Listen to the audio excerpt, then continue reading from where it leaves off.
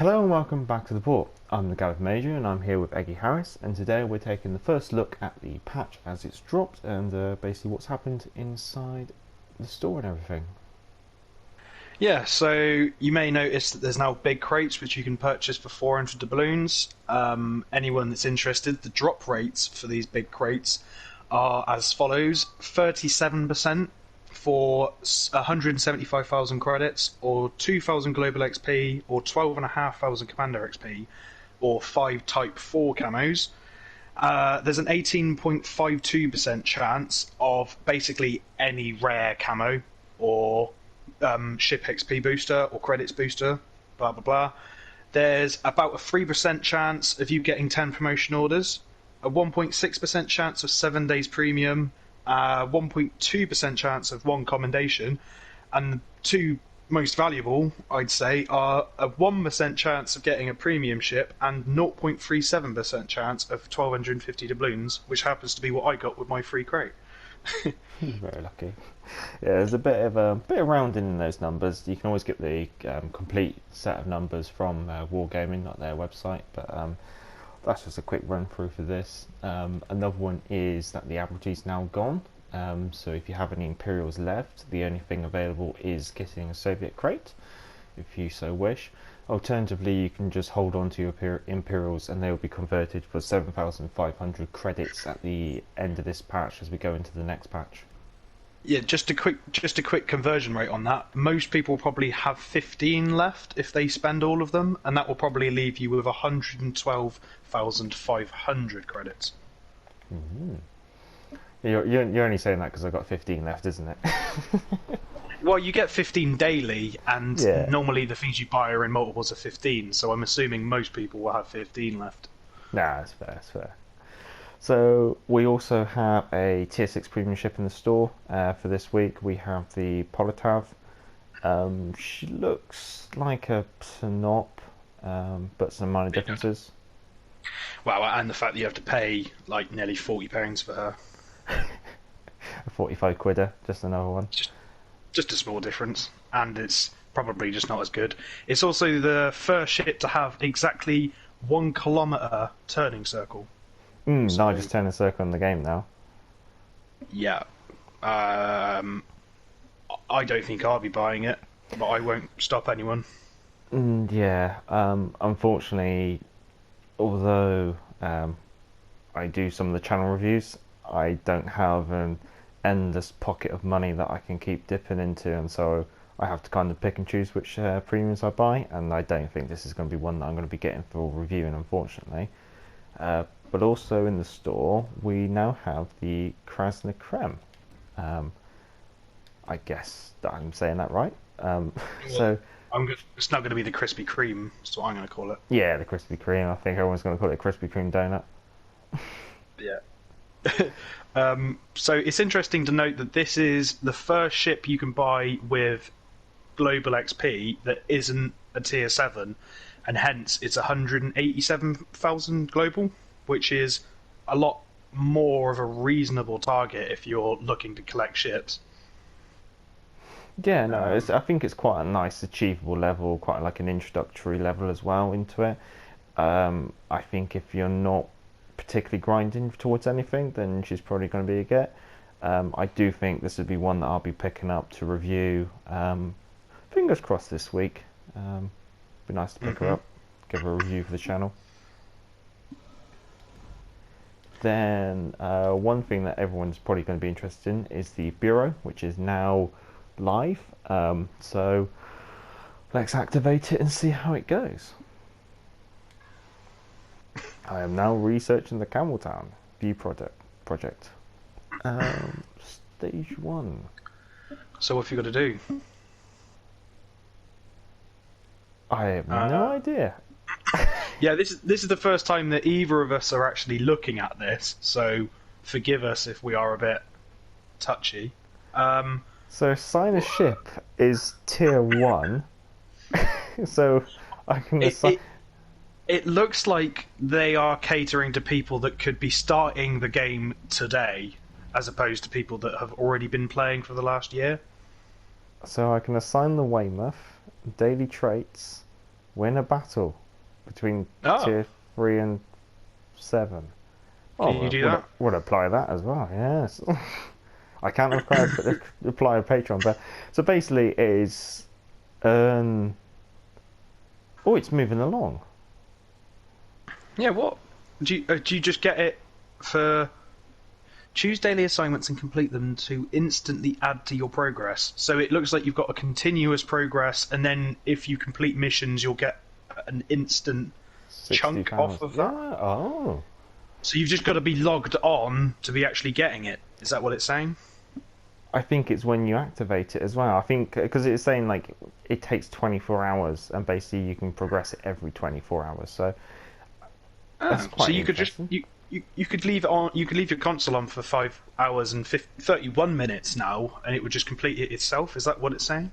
Yeah, I don't even think you need to have your console on. I think you could walk away from this. Well, we'll do some testing on that because that's going to be interesting.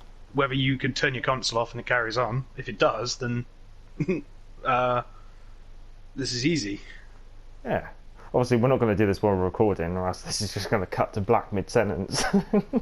Yeah, if anyone wants to wait 5 hours and 31 minutes with us, We do this as a live stream, couldn't we? yeah, watching paint dry. I've actually just been painting all of today, so I've been watching paint dry literally. Oh, don't give me ideas. So yeah, it seems like it's yeah, just unlock each segment and just progress it. I think they said that this should take about a week to do, so that's going to take 5 hours.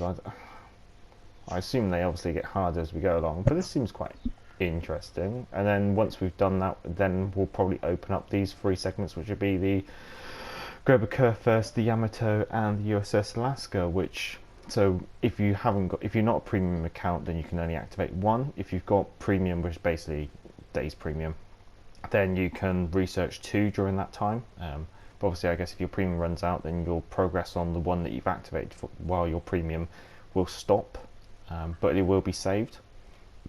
Oh, you haven't got any worry of your premium running out, have you? No, I bought 360 days back at Christmas. Yeah. It just doesn't move. No, you'd Okay. never lose premium. So that's quite interesting. The bureau. That's just like a little idea how it looks like when you first boot it up. Obviously, you'll get loads of information and stuff as it starts up. We also have the campaign, which has started. Already made a bit of progress on it today. Seems like you get promotion orders. If you want to see a breakdown of the rewards, you're probably better off going to the patch notes or going through it yourself. But there's some interesting ones there. The main thing is the Tier 7 Russian destroyer, the Yoda Chi.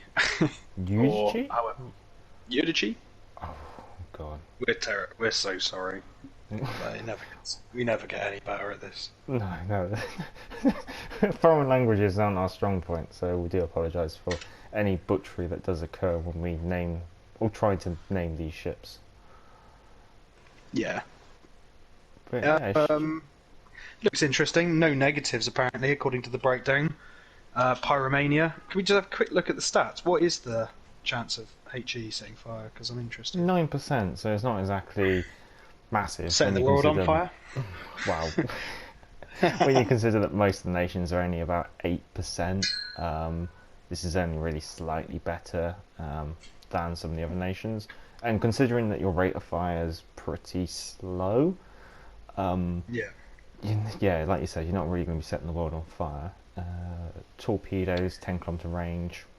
It's that damage though. There's a lot of torpedo damage. Like we were saying a minute ago, we will have a review of this up probably in about a month's time because we don't boost our campaigns, we play them properly as intended. So if you are interested in seeing this review and you are going to be following the campaign with us, then we'll see you in about a month. Oh, you notice that torpedo upgrade is actually for free. Oh, is it? That's because it's not really an upgrade. So you get more torpedo damage, but less range, but more speed. So It's not. It's like a sawn-off shotgun, but it only adds 400 damage to an already very high damage torpedo. It it makes I don't know about the damage side of it. That just seems maybe just to be an alternative switch out because of you're moving closer.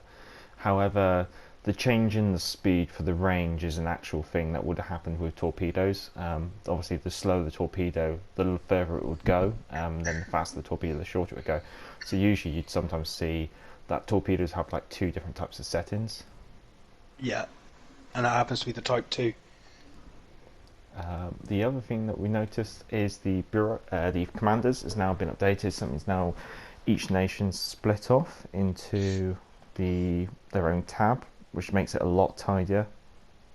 Yeah, and if you want to show your inventory like previously, you used the left analog stick, is it? There you go. Yeah, so you use the left analog stick to obviously switch between the two.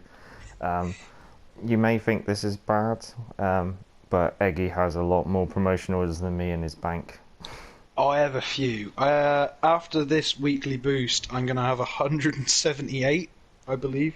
You need to However, spend them. My God. yeah, but you've obviously spent all of yours on the Zero Lane Hood, haven't you? Whoa. And Belfast. Debbie Nelson as well soon. Yeah, what's her base trait? Oh, Oh, like a rock. Ah, interesting.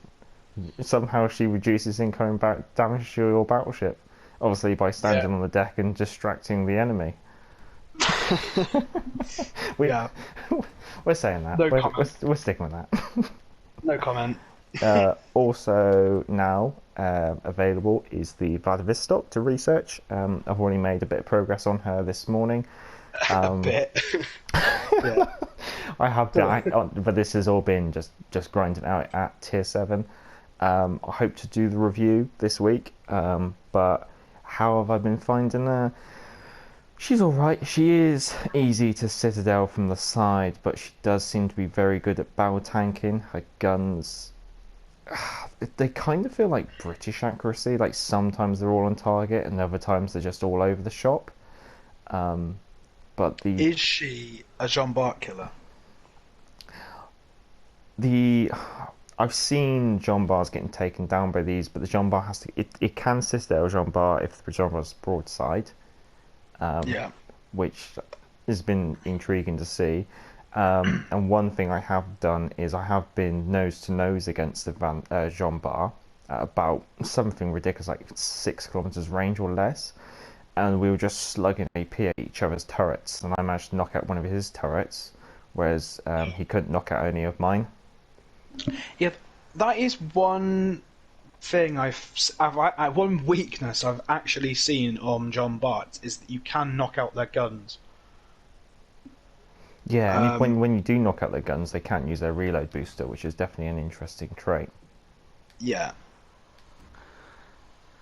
And then one thing we've noticed is now obviously in the filter, the legendary ships are now like the symbols there, but obviously there's none available at current. Yeah. So you can't filter yet, but you will be able to. And what I'll probably do, I'll probably just let the VLADIVOSTOK just circle in the background, because what we have noticed is the new maps are now out, and I like them. They're pretty. There's definitely some new tactics on them to be played, and then also the arrangement of the domination zones are actually they're intriguing. So they got more, rather than just the usual 3 across the horizontal or the diagonal. There's been one where there's a diamond of 4, but the ones either side of the diamond are actually smaller, like vertically, whereas the horizontal one's obviously larger. There's also been like a triangle where they say there's 2 on the right, and one's already captured by you and one's already captured by the enemy, and then there's a bigger one at the other end of the triangle, and the triangle's kind of like across the map, if you get what I mean. Yeah, I get you. So it's been interesting. Not to be big-headed of ourselves, but if anyone's still here listening and they are interested in us maybe making a video on the new maps, on how we would play them and how they're different, then let us know. Other than that, we won't bother. Obviously the reload boosters for the Vanguard here. Oh, yeah, very nice. So Iron Dan's going to be happy. He just bought his Vanguard back. yeah, no, I think I'll probably do a review on the Vanguard with her main battery reload. It does look interesting. I've managed to get two because I'm using Bruce Fraser as a commander because I use strange commanders. But then that's me all over. Yeah. I Yeah, think, different builds. yeah, I think that wraps everything up. Unless you've got anything else you want to mention? Did, should we wrap up? Because I know we had a comment recently with your weekly havoc Yes. and your weekly boosts.